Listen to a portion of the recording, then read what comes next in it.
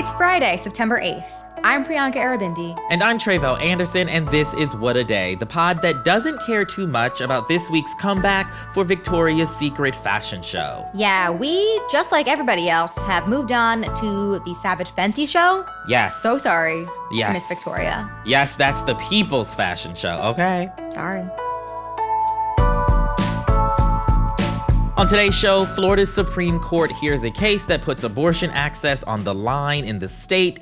Meanwhile, Mexico's Supreme Court decriminalized the procedure. But first, an update on Maui in the aftermath of the devastating wildfires that destroyed Lahaina last month. In a new report, Hawaii's Department of Business, Economic Development, and Tourism estimates that because of the fire's damages, the state's economy will lose about $1.9 billion through 2024. Over 800 businesses that employed 7,000 people were lost in Lahaina. And in the 3 weeks after the fire, over 8,000 new unemployment claims were filed in the state.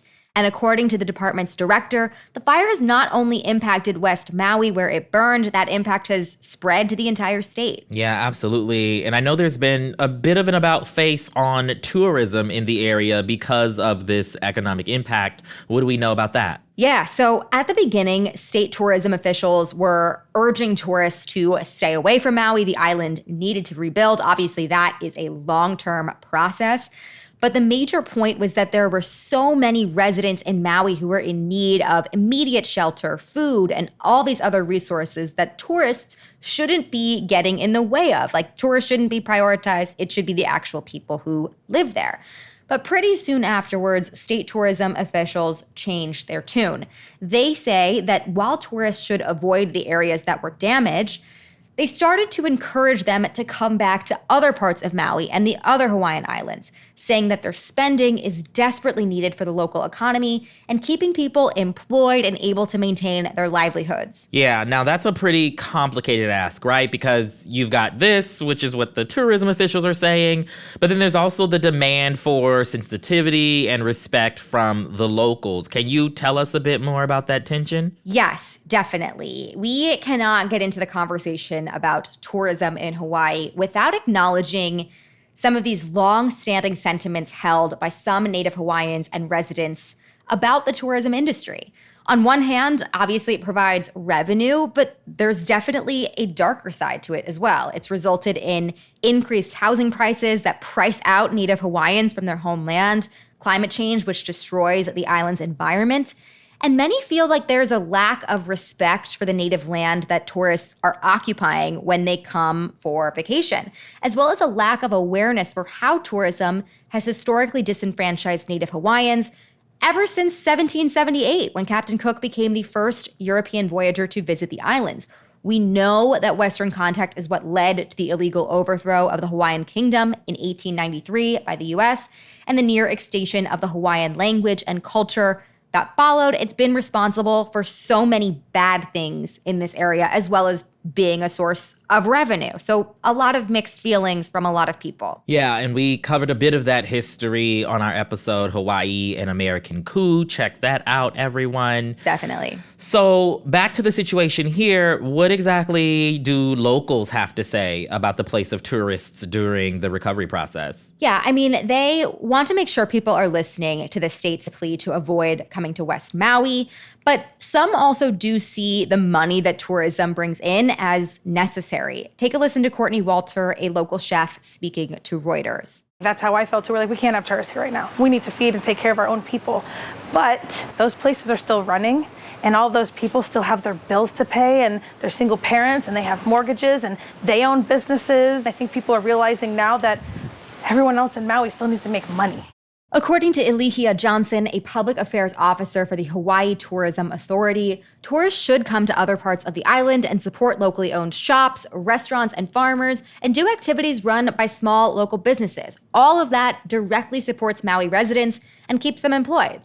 Obviously, for tourists, this is a vacation, but I also think that being mindful and respectful of the devastation that these people and this land has experienced even before the wildfires is another key component. So if you do find yourself in this position, that is something that you are contemplating, please keep that in mind. Yeah, I think it's really important just to be very cognizant and intentional if you are Right. going to take your vacation to Hawaii for sure.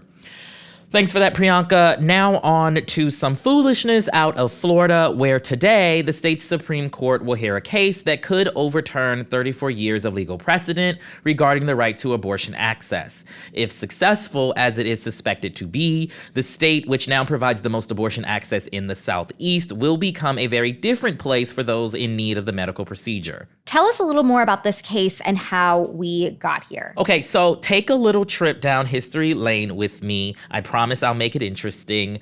So back in 1977, a Florida State University law professor by the name of Patricia Dorr believed that the state's constitution needed a privacy amendment. She basically saw it as an insurance policy of sorts that would ensure that in the off chance that Roe versus Wade was overturned, that Floridians would still have a safety net. Now, that amendment was passed by voters a few years later and provides every person, quote, to be let alone and free from governmental intrusion into the person's private life. And almost 35 years ago, the state's Supreme Court ruled unanimously that the amendment also made abortion a fundamental right.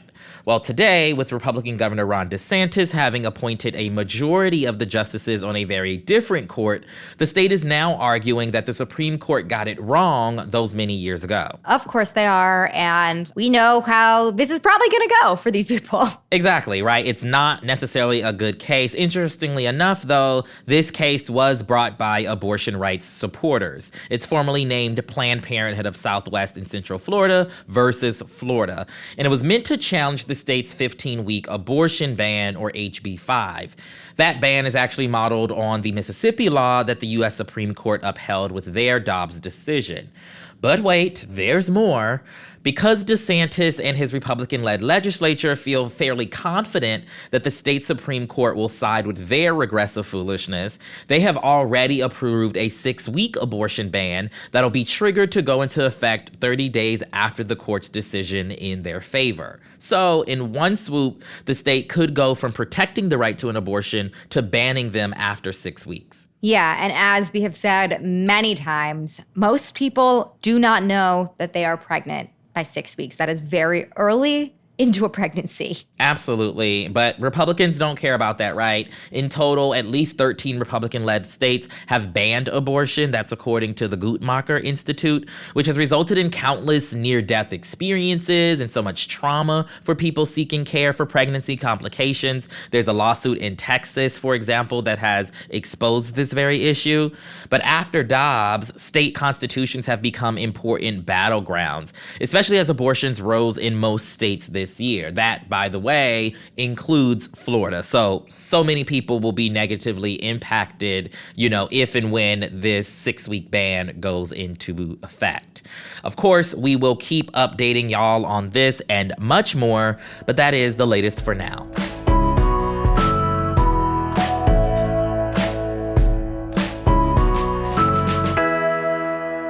Let's get to some headlines. Headlines.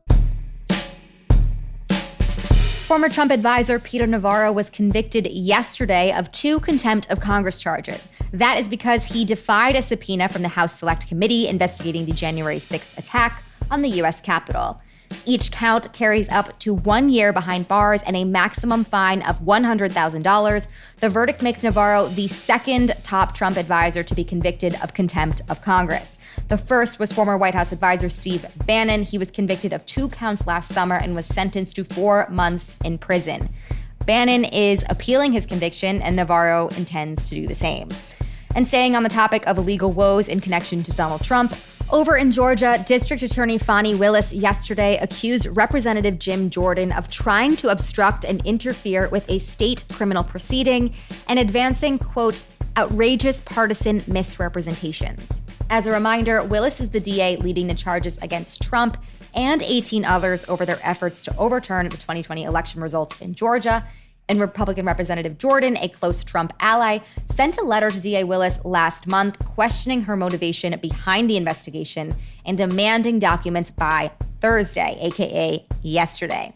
Instead, Willis sent over a 9-page letter writing that there is, quote, no justification in the Constitution for Congress to interfere with a state criminal matter, as you attempt to do. I absolutely love this woman's response to all the people who try to get in her way. It is always respectful, but with a little spice. We always know what the sentiment is, but on paper, it's nice. No one can call her for not being nice. Absolutely.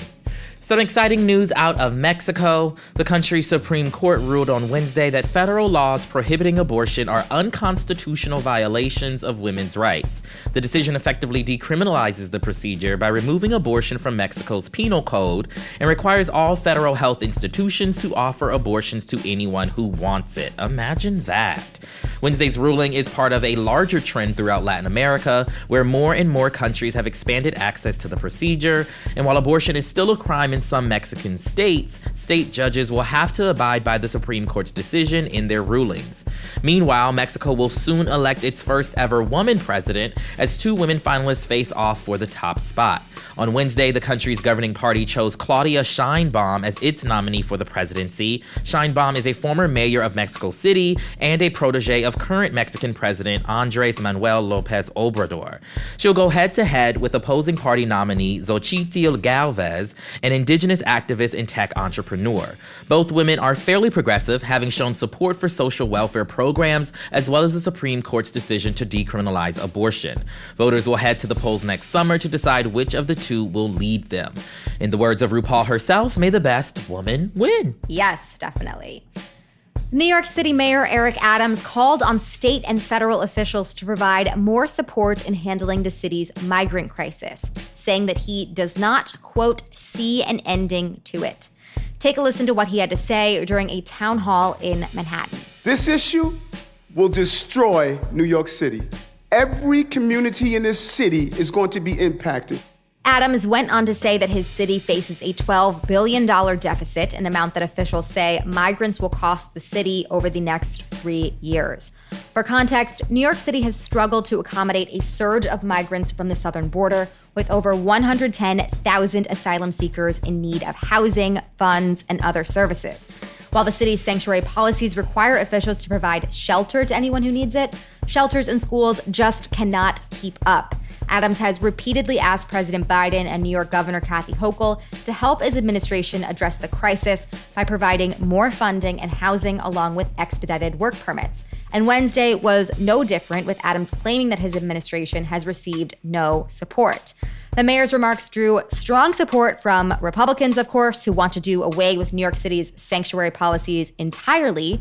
Meanwhile, immigration advocates condemned Adams for pushing rhetoric that they say is harmful and racist. The very first African Climate Summit took place in Kenya's capital of Nairobi this week, and it drew tens of thousands of delegates from around the continent and world. Its goal was to focus on sustainable growth and climate finance solutions, and a total of $23 billion was pledged to green projects by governments, investors, and philanthropists. The United States is putting in $30 million to support climate-resilient food security efforts across Africa, and the United Arab Emirates pledged a whopping $4.5 billion to support clean energy initiatives. Still, the underlying tension was clear. African leaders were frustrated with the lack of urgency from the wealthier international community. The summit concluded Wednesday with the Nairobi Declaration, a strong call to action from African leaders that included phasing out coal usage, global taxes on carbon pollution, and ending fossil fuel subsidies. The leaders said in the joint declaration, quote, "Africa is not historically responsible for global warming, but bears the brunt of its effect, impacting lives, livelihoods, and economies." And finally, in a rare ray of sunshine in the Sunshine State, the South Florida city of Lake Worth Beach earlier this week became the state's first LGBTQ+ sanctuary city. City commissioners on Tuesday voted unanimously to approve a resolution declaring the city a safe haven. Take a listen to Lake Worth Beach Mayor Betty Resch reading the resolution. The city of Lake Worth Beach shall now and forever be considered a safe place, a sanctuary, a welcoming and supportive city for the LGBTQIA+ individuals and their families to live in peace and comfort. Yeah, that should be a goal of every city, in my opinion, but it is not, as we have learned. As we have covered on the show before, Florida has passed several laws that target the LGBTQ+ community, like the state's Don't Say Gay law, among others. Here is what Michael Riordan with the city's LGBTQ plus community center told local TV station WPBF 25 News. Being a resident of Lake Worth Beach, absolutely ecstatic that they've taken a stand like this. As a human being, I'm disappointed that things like this are necessary in this day and age, that we have to have governments coming out and actively saying we will not discriminate against a certain population. Yeah, absolutely. It's a mix. Yeah, I don't quite know exactly where Lake Worth Beach is, but perhaps I have a new vacation location. At this point, it's looking better than most other places in Florida. And those are the headlines. We'll be back after some ads to talk about a proposed law in China that is pretty vague. It would ban dressing in a way that hurts the country's feelings. That is in a moment. As a parent, no 2 days are ever the same. And let's face it, sometimes a little extra help goes a really long way. That's what's so great about Care.com. They make it easier than ever to find local, experienced, and background check childcare to help manage your family's ever-changing needs and schedule. Whether you need an after-school sitter or help with homework, there's a large selection to choose from. And all caregivers who use Care.com are required to a complete background check before they're able to interact with families on the platform. It's so easy. Just go to Care.com and post a job for caregivers to apply. You can search for qualified candidates, view profiles, read reviews and ratings, check their availability, send messages directly, and more. Sign up now and see why over 3 million families use this amazing platform. Get the help you need to make it all work for your family at Care.com. That's Care.com. Hey guys, this is Keenan Thompson. I have a problem with you. Yes, you. None of y'all told me that AutoTrader has millions of new and used cars that I can shop from home. I thought we were friends. I put smiles on your face, but I'm not smiling. No one told me that with AutoTrader, a dealer can deliver cars to my home or that I could shop by price on AutoTrader. No one. Consider this friendship that you just learned we had officially over. Finally, it's easy. AutoTrader. Hey, y'all. Welcome to Better Tomorrow with Hannah Brown. I am so excited to have this space to build true community as we dive into the big questions. I do hope to provide raw, unfiltered takeaways and revelations that you also can relate to. This is for you and me. We can make it whatever we want it to be. Did that just rhyme? Let's go for it. We'll be better tomorrow. Listen on the SiriusXM app, Pandora, or wherever you get your podcast. It's Friday, Wad Squad, and we're wrapping up the week by talking about a report that China's drafted a law to ban dressing in a way that would, quote, hurt the feelings of the Chinese nation. The problem is that the proposed change doesn't define what that means. Chinese people on social media wondered if, for example, a suit and tie would count, since they originated in the West and they weren't always a part of China's history. So they worry that if the law is enacted, it would be too vague and could lead to abuse. Now, we usually don't take cues from the Chinese government, but it did get us thinking that there are plenty of styles in America that we find offensive just because they hurt our eyes. So we wanted to propose bans on clothes that we don't like just because we can. We are calling this segment Fascist Fashion. To be clear, we would not abuse people who wear something that we think is ugly. At most, we would rehabilitate your wardrobes by sending the Queer Eye guys to your house, which honestly feels like a reward.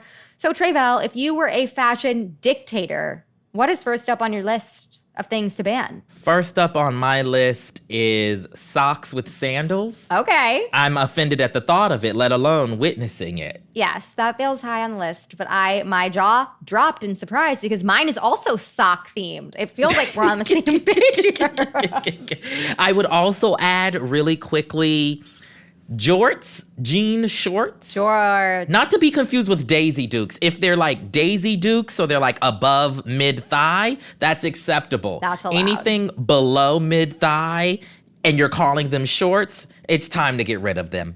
What about for you? Yeah, I'm with you. There is consensus on our fashion choices here. So my original thought was also sock themed.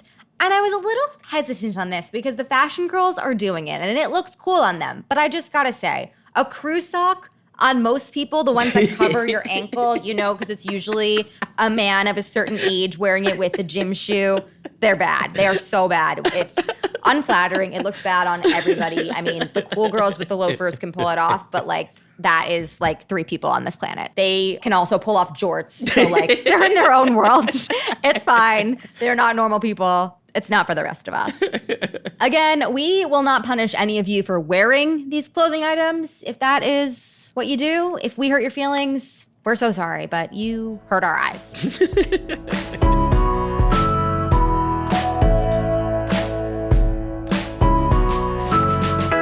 One more thing before we go. So you just received your employer's new statement about its commitment to DEI. Now what? In this week's Work Appropriate episode, Samira Kapila, the author of Inclusive Design Communities, joins host Anne Helen Peterson to talk about the ways your workplace can actually follow through on DEI and listeners' questions about how to engage in effective, sustainable progress towards DEI goals at your workplace. Listen to this conversation and more only on Work Appropriate. New episodes every Wednesday. That is all for today. If you like the show, make sure you subscribe, leave a review, get better clothes, and tell your friends to listen.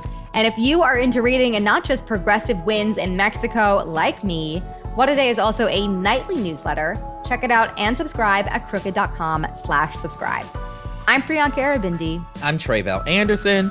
And just wear what Rihanna tells you to wear. Honestly, Rihanna could wear crew socks and jorts, and we would all be wearing crew socks and jorts. Our rules stand. Her power, okay? She can make you throw anything you once thought out the window.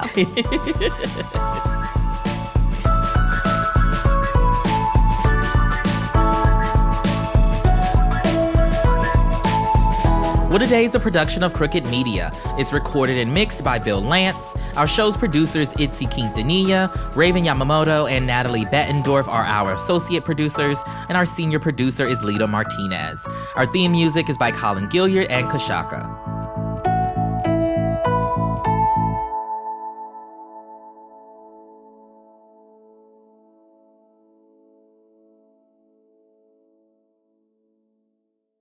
At Discount Tire, we know your time is valuable. Get 30% shorter average wait time when you buy and book online. Did you know Discount Tire now sells wiper blades? Check out our current deals at discounttire.com or stop in and talk to an associate today. Discount Tire. Let's get you taken care of. Hey, look at you. Florist by day, student by night. Student by day, nurse by night. Since 1998, Penn State World Campus has led the charge in online education, offering access to more than 175 in-demand programs taught by our expert faculty. We offer flexible schedules, scholarships, and tuition plans to help you reach your educational goals online. Penn State World Campus delivers on your time. Click the ad or visit worldcampus.psu.edu to learn more. That's worldcampus.psu.edu to learn more.